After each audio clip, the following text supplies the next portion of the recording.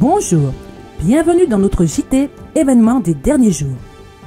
Nouveauté, désormais notre JT EDJ sera présenté dans l'ordre chronologique de la parution des écrits de l'auteur, ceci sans changer les thèmes et les titres. L'Église de Dieu dans les derniers jours. Le livre de l'Apocalypse attire notre attention sur deux aspects du peuple de Dieu. Le reste visible dans Apocalypse 12 verset 17 « Et le dragon fut irrité contre la femme, et il s'en alla faire la guerre au reste de sa postérité, à ceux qui gardent les commandements de Dieu et qui ont le témoignage de Jésus-Christ. » L'autre aspect, celui que Dieu appelle à sortir de Babylone. Apocalypse 18 verset 4. « Et j'entendis du ciel une autre voix qui disait « Sortez du milieu d'elle, mon peuple, afin que vous ne participiez point à ses péchés et que vous n'ayez point part à ses fléaux. » Le chapitre présenté dans notre JT concerne le premier aspect de ce peuple de Dieu. Suivons ensemble son parcours. L'Église de Dieu dans les derniers jours. Concernant ce thème, nous citerons dans ce premier JT les extraits de parution entre les dates de 1862 à 1896. 1862. L'organisation sera toujours essentielle. À moins d'être suffisamment organisées pour assurer et imposer l'ordre, les églises ne peuvent rien espérer de l'avenir. 1875. L'autorité particulière de l'Église de Dieu. Dieu a investi son Église d'une autorité et d'un pouvoir spéciaux que personne ne peut mépriser ni négliger. Car en agissant ainsi, c'est la voix de Dieu qu'il méprise. Dieu a remis à son Église les plus grands pouvoirs qui soient sous les cieux. C'est la voix de Dieu, parlant par son peuple uni, qui doit être respectée. 1883. L'Église militante est imparfaite. L'Église militante n'est pas l'Église triomphante et la terre n'est pas le ciel. L'Église est composée d'hommes et de femmes faillibles, imparfaits, qui ne sont que des élèves à l'école du Christ et doivent être formés, disciplinés, éduqués pour cette vie et pour la vie future et immortelle. 1885. La mission particulière des adventistes du 7e jour. Le Seigneur a fait de nous les dépositaires de sa loi. Il nous a confié une vérité sacrée et éternelle qui doit être communiquée aux autres par de fidèles avertissements, des réprimandes et des encouragements. 1889. Ils ont le témoignage de Jésus. Tandis que s'approche la fin et que l'annonce des derniers avertissements s'étend au monde entier, il devient plus important pour ceux qui acceptent la vérité présente d'avoir une claire compréhension de la nature et de l'influence des témoignages que Dieu dans sa providence a liés à l'œuvre du troisième ange dès son origine même. Les jalons bibliques. L'année 1844 fut riche en événements, ouvrant à nos yeux étonnés la purification du sanctuaire qui survient dans les cieux et qui a un rapport indéniable avec le peuple de Dieu sur la terre. Elle a également mis en évidence les messages du premier et du second ange, ainsi que du troisième. Déployant la bannière sous laquelle sont inscrits les mots « Les commandements de Dieu » et la foi de Jésus.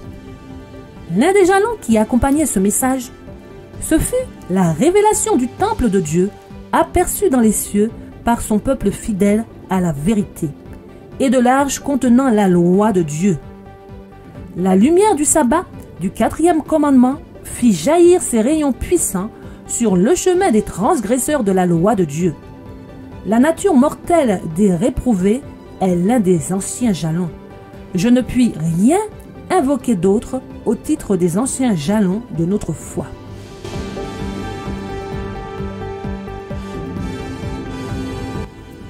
Faiblesse spirituelle et aveuglement.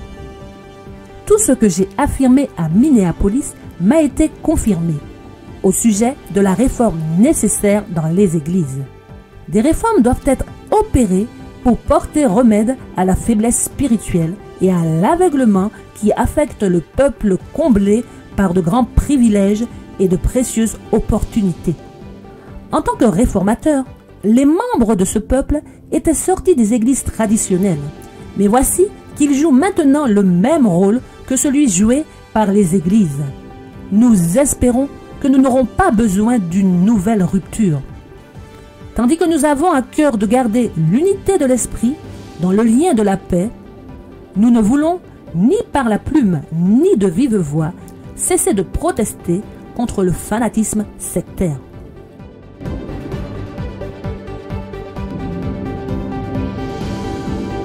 « 1890. Inutilité d'une nouvelle dénomination. » Vous prendrez des passages des témoignages qui parlent de la fin du temps de probation, du crible qui doit secouer le peuple de Dieu. Et vous parlerez de l'apparition d'un peuple plus pur et plus saint qui en sortira.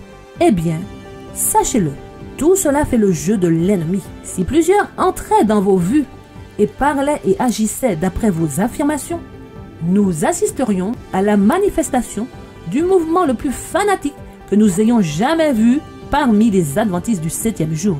C'est ce que Satan voudrait. 1891. L'Église triomphante sera fidèle et semblable au Christ. La vie du Christ était consacrée au divin message de l'amour de Dieu et il languissait intensément de faire part de cet amour dans une large mesure. Toute son attitude respirait la compassion et sa conduite était caractérisée par la grâce, l'humilité, l'authenticité et l'amour. Chaque membre de son Église militante doit manifester ces mêmes qualités s'il veut rejoindre l'Église triomphante. 1892. Dieu mettra toutes choses en ordre. Nous n'avons pas à douter ou à craindre que le travail ne réussisse pas. Dieu conduit son œuvre et il mettra toutes choses en ordre. Si certaines choses doivent être ajustées à la tête de l'œuvre, Dieu y veillera et redressera tout tort. Ayons foi en Dieu qui va conduire à bon port le noble navire où le peuple de Dieu s'est embarqué. Oui, l'Église triomphante sera fidèle et semblable au Christ. L'œuvre est près de se terminer. Les membres de l'Église militante qui se sont révélés fidèles deviendront l'Église triomphante.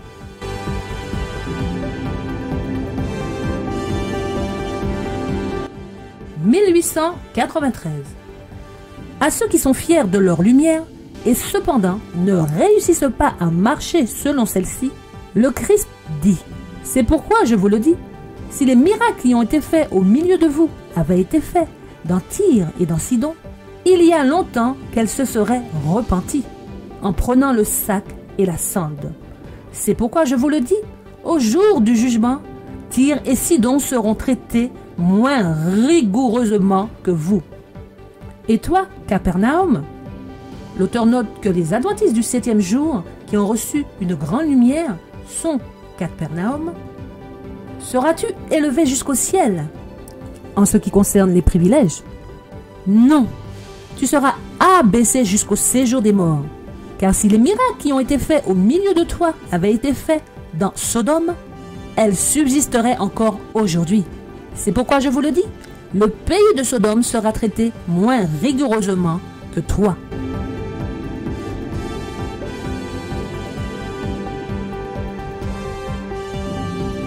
Inutilité d'une nouvelle dénomination.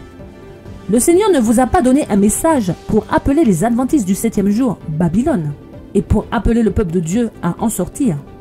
Toutes les raisons que vous pouvez avancer à ce sujet seront nulles à mes yeux, car le Seigneur m'a donné des lumières décisives qui s'opposent à un tel message. Je sais que le Seigneur aime son Église. Elle ne doit pas être désorganisée et réduite à des groupuscules indépendants. Cette idée n'a pas la moindre vraisemblance. Il n'y a pas la moindre preuve qu'une telle chose doive se produire.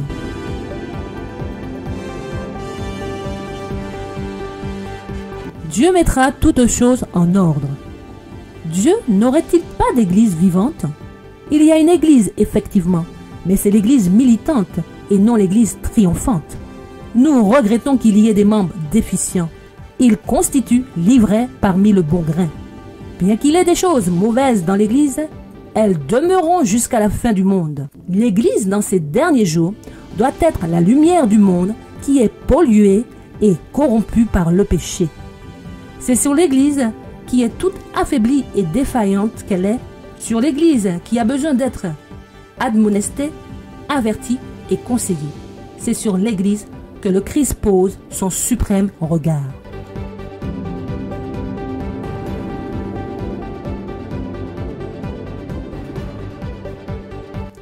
L'Église militante est imparfaite. Certains semblent penser qu'il leur suffit d'entrer dans l'Église pour que toutes leurs attentes soient comblées et qu'ils ne rencontrent désormais que des êtres purs et parfaits.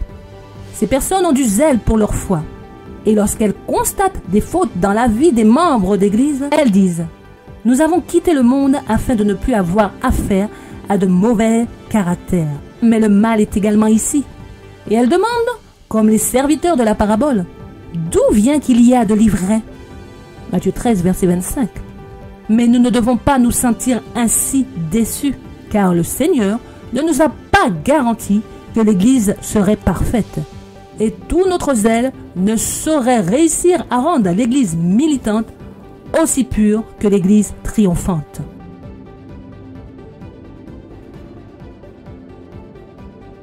« 1895. L'abus de pouvoir chez les dirigeants de l'Église. La conférence générale en elle-même se corrompt par des opinions et des principes erronés. Les hommes ont profité déloyalement de ceux qu'ils ont considérés comme étant placés sous leur juridiction.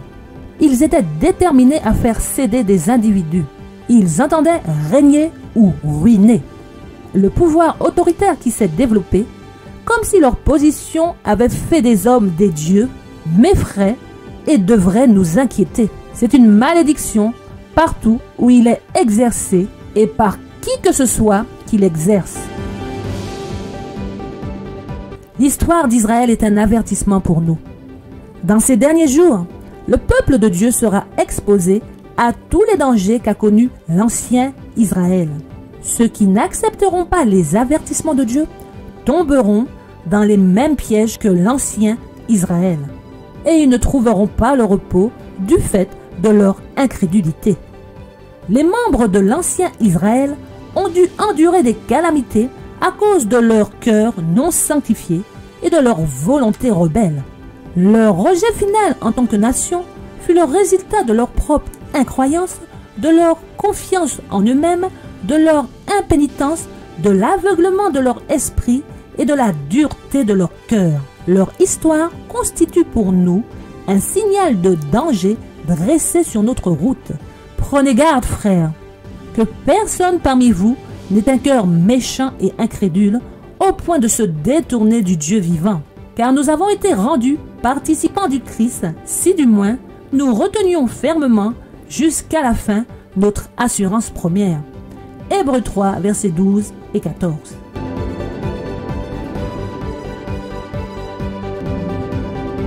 « 1896. Le peuple de Dieu garde ses commandements.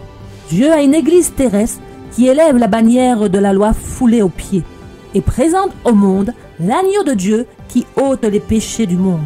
Il n'existe actuellement dans le monde qu'une seule église qui se tient sur la brèche, défend la place et reconstruit les emplacements anciens qui ont été dévastés. Que chacun veille à ne pas s'insurger contre le seul peuple qui remplit toutes les caractéristiques de l'Église du reste, qui garde le commandement de Dieu et possède la foi de Jésus. Dieu possède un peuple distinct, une Église sur la terre qui n'est comparable à aucune autre, supérieure à toutes les autres dans l'enseignement de la vérité et la défense de la loi de Dieu. Mon frère, si vous enseignez que l'Église adventiste représente Babylone, vous êtes dans l'erreur.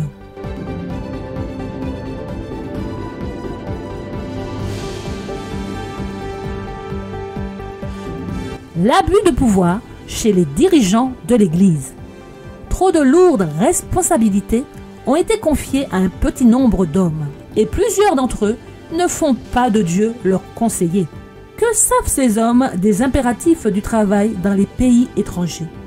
Comment peuvent-ils connaître la réponse à donner aux questions qu'on leur pose pour information? Ceux qui sont en pays étranger devraient attendre la réponse pendant 3 mois en admettant qu'elle soit envoyée sans délai. Ceux qui se trouvent outre-mer n'accompliront pas ce que leur jugement leur permet d'estimer bon sans avoir au préalable demandé la permission à Battle Creek. Avant d'avancer, ils attendent de cette autorité le oui ou le non. Il n'est pas sage de choisir un seul homme comme président de la conférence générale. Le travail de la conférence générale s'est étendu et certaines choses ont été rendues inutilement compliquées. Un manque de discernement apparaît. Il devrait exister une division du champ ou quelque autre plan qui soit de nature à changer l'ordre actuel des choses.